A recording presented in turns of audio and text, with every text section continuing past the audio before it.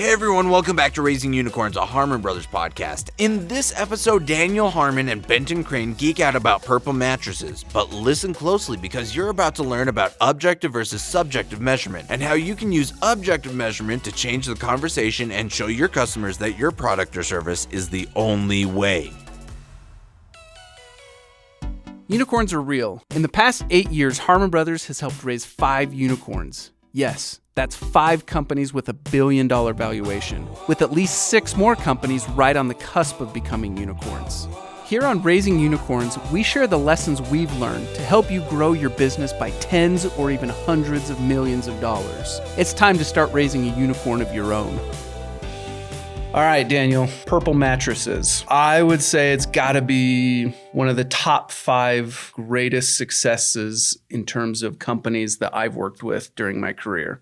Amazing success to go from them approaching us with this amazing, differentiated, like best in market bed. Still is. Help us launch this into the world and create a brand around it to where it's now. They're publicly traded, aren't they? Yep. Yeah, with a market cap of like $100 million, I think now. Yeah, I think for a time it was up in the billions. The market has gone through quite a downturn and quite a reset where it was, but still, wildly successful company, enormously valuable company, and hands down best mattress in the industry. There was so much genius there. They had so much experience and technical know-how between Terry and Tony, the original engineers behind the bed, and just coming up with an amazing product. Chris Knudsen, who was heading up the marketing at the time, he was their CMO. Chris often gets enough credit. He played Nick Fury, where he brought everybody together. He was doing the Avengers Assemble thing. So here's one of the things that I find so interesting about Purple. In the world of mattresses, most people just look at them through this like subjective eye. How does it look? How does it feel? Is it soft enough? Is it hard enough? Type of thing.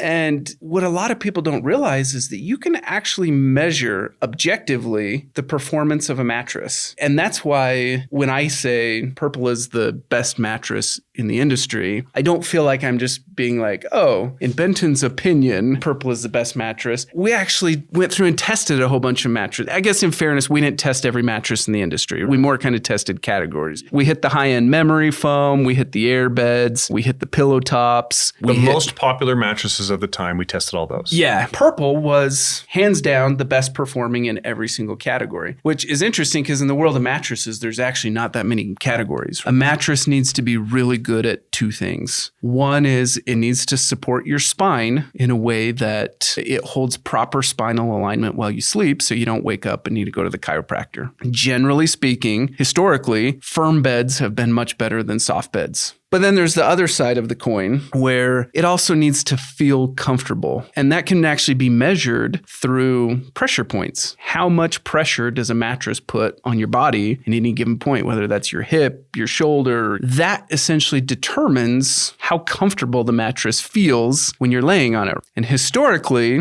softer beds have performed much better for pressure point elimination. And so the world of mattresses have always been this big trade-off between, do I want pressure points or do I want no pressure or do I want really good spinal alignment? Yeah. And so everyone's kind of left to find that balance where it's, I'm getting just enough of one and enough of the other. It's not. There was a little bit of that trade-off that was happening all the time where that's right. Either people were waking up and being like, oh, my shoulder's hurting, that they were waking up in discomfort from like their spine being misaligned. And Purple had all these ways to be able to measure how it outperformed the other beds in both of those categories all at once. It was really cool. In fact, one of my roles was working with Terry to develop those tests. And essentially we had 3 tests. One was called the pressure mapper, which that one we didn't develop. It was just this piece of tech that you can buy where it's essentially this thin piece of material that you can lay out on the bed and then somebody can lay down on top of it and it actually measures pressure points everywhere that you're laying and it creates this pressure map so that you can see where your hot spots are. And so we did that on Purple and we did it on a host of other mattresses and Purple, hands down, consistently outperformed. Yep. It eliminated distributed pressure points better than all the others. Now, like, you can dive deep into the tech of why that happens. It's interesting because generally speaking, when you lay down on the super soft pillow top mattress, you sink into it. It feels like it's almost hugging you or enveloping you. Some of the soft memory foam mattresses have that sink in hug effect. And so essentially what that does is as you sink in, the pressure is being distributed out across a much broader surface area. And so it gets rid of those pressure points. But of course, the trade-off as you sink, you end up in this hammock effect. Purple actually takes a little different approach. Essentially, if you look at that purple grid, it's basically made up of a whole bunch of columns. What's interesting about that is when you lie down on it, your body weight is distributed across all of those columns. And anywhere that the pressure gets high enough, the columns underneath that pressure point buckle and they collapse. And what's so interesting about that buckling effect is that when it buckles, it stops pushing back against your body in that spot. Whereas if you were lying on springs or foam or whatever, however hard you push down, it pushes back with the same force. Yeah, it's physics. Yeah, but in the case of purple, as that buckles away, it quits pushing on that potential pressure point and it distributes your weight out around the columns surrounding. It's not necessarily that it just quits pushing. It only provides resistance to a certain point. And then once it buckles and there's no increased resistance after that, as opposed to with another bed, you would have increased resistance. Yep. Okay, so the other two tests, right? We had the back sleeper test and the side sleeper test. And essentially when you lie on your back, if you were to look at the mattress and your body from the side, what you would want to see is spinal alignment that is a healthy alignment that's slightly more elongated than when you're standing up with straight, upright posture. That's what you want to see. And so I worked with Terry. We actually built an apparatus to help measure that, where for each of the mattresses, we put metal rods through the mattress so that somebody could then lie down on the mattress and those metal rods would push down through the mattress, and on the other side, you would see the shape of the spine. And so what that allowed us to do is visualize on all these different types of beds, what happens with your spinal alignment when you're lying on your back. In this back sleeper test, where we're able to measure how well does this mattress align your spine when you're lying on your back. Once again, hands down, across the board, Purple outperformed everything else. Yep. Then we did the side sleeper test. And the side sleeper test is slightly different. That's where, imagine you're lying on your side and your back is facing the wall and you're looking at the mattress from the wall. You're seeing the back of this person and the mattress. What you want to see in that case is a straight spine, because now you don't want the spine to be waving from side to side. Yep. You don't want it to be in like a hammock mode or whatever. You want to see it nice and straight. In the case of the side sleeper test, essentially what we were able to do is we had a subject lie on the mattress who you could actually see their vertebrae. They were skinny enough. And so by seeing the vertebrae, you're able to draw a line and see what the shape of that line looks like. And you get different shaped lines with different styles of bed and stuff. But once again, Purple, hands down, performed the best in this side sleeper test, where it essentially allows your hip and your shoulders to buckle down into it without creating pressure points. And then the Purple supports the rest of your body so that it stays through your rib cage. Yeah. Why do I bring this up? This is actually on my mind because the other day, one of my friends posted on Facebook. They said, hey, does anyone have an opinion on Purple versus so-and-so versus so-and-so versus so-and-so? I can't even count the number of times I've seen that exact same post from different people, because a mattress is a big purchase. So you see people go to the Facebook hive mind or whatever to get an opinion on, which one should I go with? Yeah, if you go look at the comments, you're going to see people doing their typical subjective type stuff. Oh, I like so-and-so, it feels great. Or you even see some people who are like, oh, I had Purple and it was too firm, or some people too soft, or whatever the case may be. And pretty much without thinking, I just went and grabbed those 3 videos that we made back in the day that show those 3 tests. And I just dropped them in the comments so that my friend could see those. Because in my head, I'm like, it's no brainer. It's objectively better than all the others. All these subjective opinions, in this case, don't really matter. It's objectively the best mattress on the market. And as I did that, I stopped and thought about it. And I was like, man, it's been like 6 or 7 years or something since we did the Purple campaign and since we did those tests and everything. And I'm guessing that let's call it once every other month, I do that exact same thing where I drop those 3 videos in somebody's post because they're asking for opinions on this. And it dawned on me that this story of Purple being the best in the business when it comes to pressure point relief and the best when it comes to spinal alignment, hands down the best mattress in the industry, I'm not sure that it's out there in the way that the market is absorbing it and knowing it and understanding it to where other people are spreading that message. And when I realized that... You mean doubling and tripling down on it? Yeah. Because we did an individual video on each of these things. But like you said, I think one of them has. The main video obviously has hundreds of millions of views. Yeah, I don't think it's that the message didn't get out there. What it made me think about was... So I started my career as an automotive repair guy. I was a technician. I loved cars. It was like my passion growing up. And I remember growing up, I would read Motor Trend magazine. In a Motor Trend article, Chevy Camaro versus Ford Mustang. There are all these objective measurements where they can go down through and say, okay, here's horsepower, here's torque, here's acceleration, here's cornering, here's braking. And these are all objective measurements. So you can see this is how this one performs, this is how this one performs. And then there's all the subjective stuff. Like you're talking about, how does it look? How does it feel? How do I feel about the brand? Right. What does the brand say about me? All these type of things. What's the marketing around it? All that Yeah. stuff.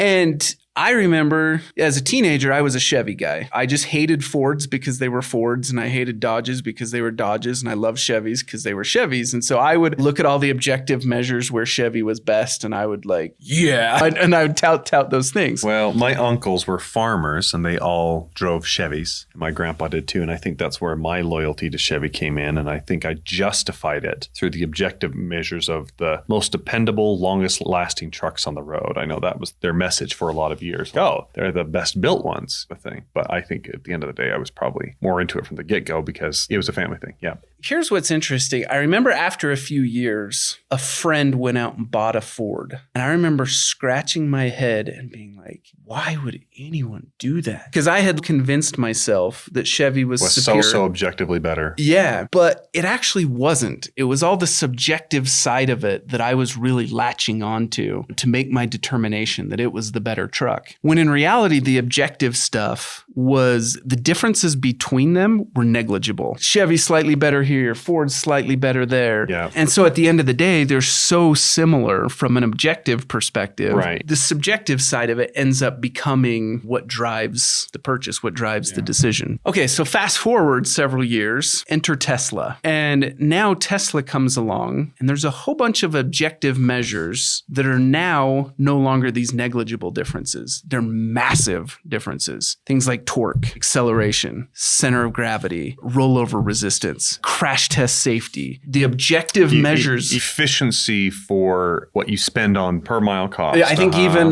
total ownership cost. Yeah, that started to show itself. Yeah, so you have all these objective measures where it's no longer these little negligible difference. It is like step change differences. And it took, a decade and a half or so? But Tesla is now the most valuable car company in the world. Where I want to tie it back in is Purple came into an industry that was all about subjectivity. How does the mattress look? How does it feel? Mm-hmm. Is it the right hardness? Is it the right softness? Does it create that hug? And they come in with a product that is objectively better. And I personally believe that Purple should be the number one mattress in the industry, period. Should be the biggest mattress company on planet Earth because it has the best mattress. We believed that from essentially day one of promoting them. So here's what's so interesting about this. Purple is both like this home run magical success. It was just such a pleasure to get to work on it and to get to be a part of it and to get to associate with brilliant entrepreneurs and inventors who made the thing and all of the other people who came into the team and made it all a reality. That was just an honor. But as I'm looking back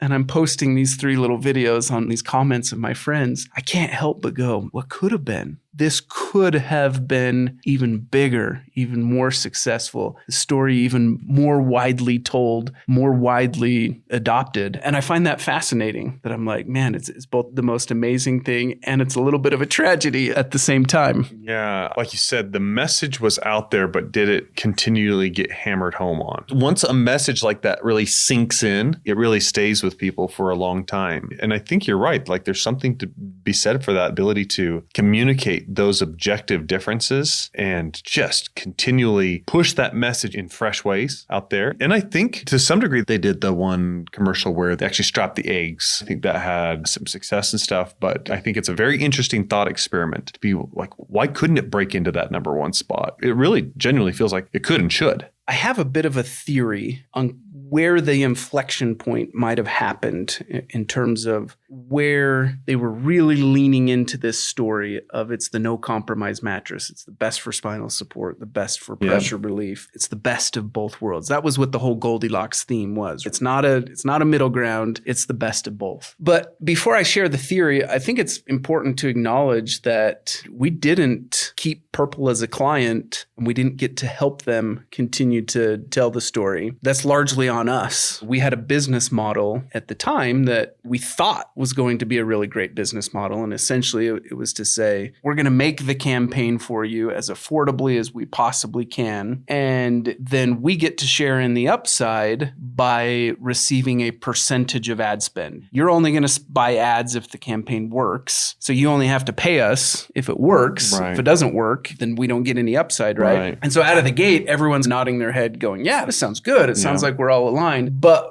when the campaign was so wildly successful and it was justifying such enormous amounts of ad spend behind it, the ad spend royalties that they were then paying to us became uncomfortable. And it got to that point where even though up front they liked the idea and they were comfortable with this idea of we get to participate in the upside, and it turned out that there was great upside, when we actually participated in it, it was very painful and they didn't want to continue in that arrangement. And in fairness, we didn't understand the wedge that we were driving in the relationship with that business model. And so they went their separate way, went off on their own. So it ended up being a great case study for us. They carried on, grew the company in fantastic ways. Everybody ended up coming out fine in that situation. But it does come back to that. What if we could have continued to help them tell that story? I can't help but wonder, there was a moment in their history where they decided to expand their product line. And I don't remember the exact nomenclature or whatever, but if I remember correctly, there was Purple 1, Purple 2, Purple 3. What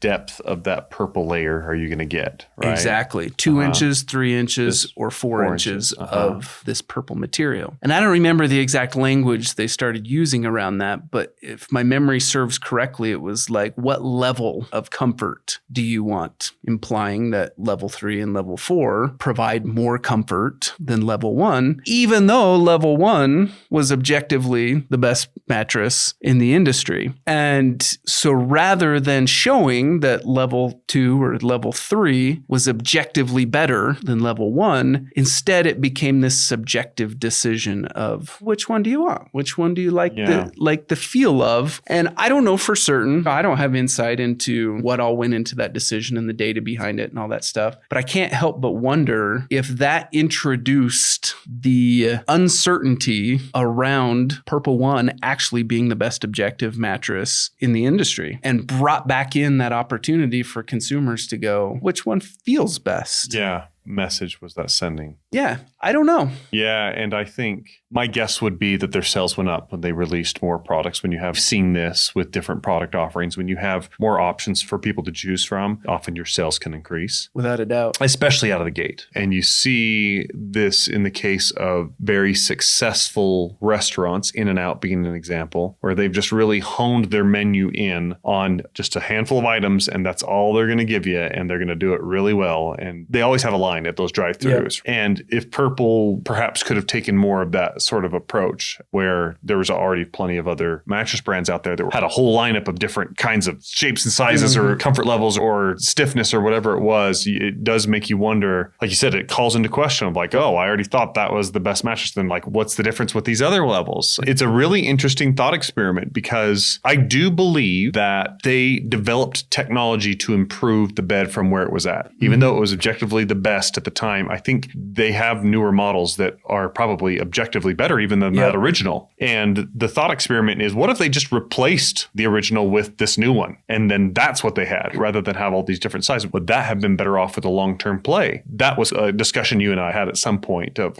there should have just been the new Purple mattress, and that was it. Like, now it's better than ever, and objectively for these reasons, and you roll that way. Another thought that comes to my mind, and I guess it's the only outlier, I'd say, to your argument, perhaps, is I have a cousin who bought a Purple mattress. He is lighter than I am. And it was a stiff mattress for him, is the way he felt about it, that it was overall a little bit too stiff for him. And there were some people, even the original Purple mattress, their reviews would lean slightly. They told us that from the get-go, would lean slightly towards the, it's a little bit of a stiff mattress, but I really like it thing. Anyway, I'd never heard the verdict of whether or not he ended up returning it or not, but he was debating it at the time because he got the Purple and it was a little bit stiff for him. Well, the newer technology, I think, would be a little bit less stiff for him. And I'm wondering if the way, like you said, that buckling technology works, once it gives past a certain point, then it's no longer providing additional pressure to your hips, to your bum, to your shoulders, whatever it is, your shoulder blades. And this is a crazy thought, probably one you hadn't thought of. What if it was done by body weight? To where it's calibrated to... Yes. If you are this tall and you weigh between this and this, you're going to need the Purple too. If you're this, like, it is going to provide exactly what you need, but you need more of that give because you're a lighter weight person. And you'll sit too much on top of that bed if you're lighter weight. At least I know that was the experience of my cousin as opposed to mine, where I'm sleeping on the same mattress that I was given back when we started the campaign. And I think that's been 8 years now, because that was pre-campaign launch, and I'm still on the same Purple mattress. And I almost wonder if it could have been more of that type of a message where it's still singularly the best bed, but this is all going to be calibrated objectively by your weight. That's super interesting. I think there's another dynamic too, and that is that people who like soft beds are used to that hug effect. And so when they experience Purple, they're actually getting less pressure on their points because of that buckling, but they're not getting the hug effect that they're used to. Not in the same way they're used to. Once again, that's additional education and storytelling that I don't know how well that particular story has been told. Yeah, and to be fair, I haven't watched all the Purple ads that have come out since then, but I feel like a little bit of the Purple message isn't so much in the forefront of people's minds of that mattress is so different than everything else out there, because it truly is. Some of the fun things around that original launch was how much of the branding we were able to be involved in and help out with, and particularly the Purple logo that was designed by myself and by Brett Crockett. We collaborated together on that. They're using the same logo to this day, where it has a little bit of where the P kind of pushes into the U and it gives a little bit of a hint of what pressure release there. And then there's the other stiff points. So that was really fun. And then also in playing with names for the brand, they approached us early on where they didn't even have a definitive name for it. And we went through this whole process of stress testing different names with different audiences of like, what words were going to be easily spelled when heard? What words would be available in a URL or available legally? Easily pronounced when seen, all that sort of thing. Easily pronounced when seen, all those kind of things. And eventually, with guidance from like Chris Knudsen and Tony and Terry, we landed on going for an empty vessel name. And I think Purple was a name that they brought to us. So this is one we've been kicking around. We were like, oh, that's interesting. The backstory on it was super fascinating, where they were the inventors of gel, essentially. Like, when you go see Dr. Scholl's gel inserts, that technology was invented by Tony and Terry, and Dr. Scholl's licenses it from them. And the natural color of that material is like booger green. And because of that, they put blue dye into it. To make it just more marketing appealing, right? Yeah. But over time, blue and gel became synonymous to the point where a whole bunch of mattress makers started painting their foam blue and then calling it gel foam. And so as Tony and Terry were seeing the gel industry go in that direction, and they knew this technology that they were now applying to mattresses, which they had invented this machine that could create gel the size of a king-size mattress, which is like a huge breakthrough in and of itself. They were super afraid of, one, dyeing it blue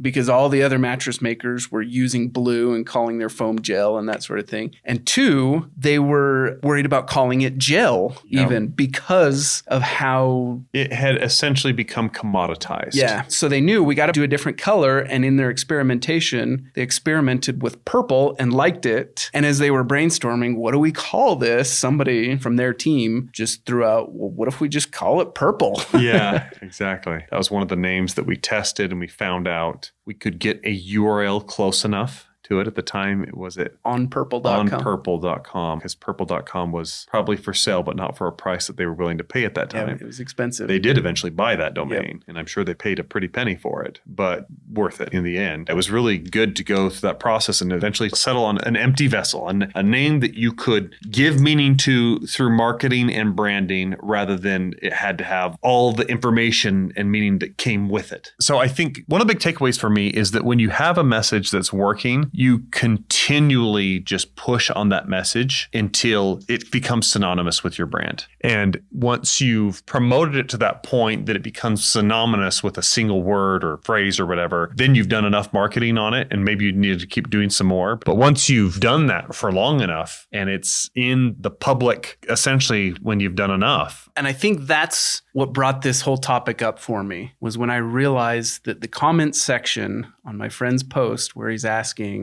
purple versus so-and-so versus so-and-so, no one in the comments is hitting on the fact that it's the best when it comes to pressure relief and the best when it comes to spinal alignment. And to me, that's where the tragedy side of this story comes in. And I say that with zero intent to throw anyone under the bus. No, yeah. Obviously, they've been extremely successful. Yeah, Purple has been wildly successful. I am proud to have had any involvement in it at all. Genuine honor. And I just respect the heck out of everyone who has made that a reality. But there's still that tinge of it should be the number one mattress brand in the world, period. And it should occupy that place in people's minds where that comment section is reflecting that from what's coming through from your marketing. All right, Daniel, it's been fun. Thank you. Yeah, thanks for having me. Tired of playing catch up on your marketing approach? Plan your whole year of ad content with our video strategy in a day. The Harmon Brothers are known for their ad work with Lumi, Purple, and Skull Shaver, and now we're offering a 20-minute video that helps you strategize your best profit-pushing ad research, messaging, and testing for free. Because a win for great businesses is a win for all of us. Go to harmonbrothers.com/video strategy to save future you a lot of stress with no pitch and nothing to buy.